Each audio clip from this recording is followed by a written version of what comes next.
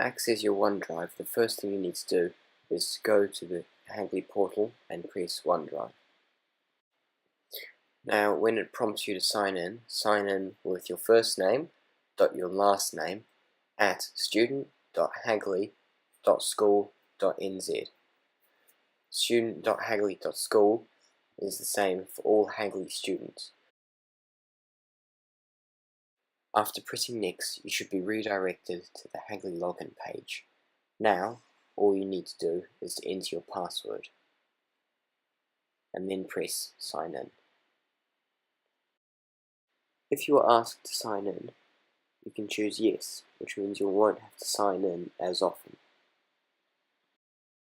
This will take you to the main screen of the OneDrive, which shows all of your files. To sign out, click on the icon in the top right hand corner, then click Sign Out.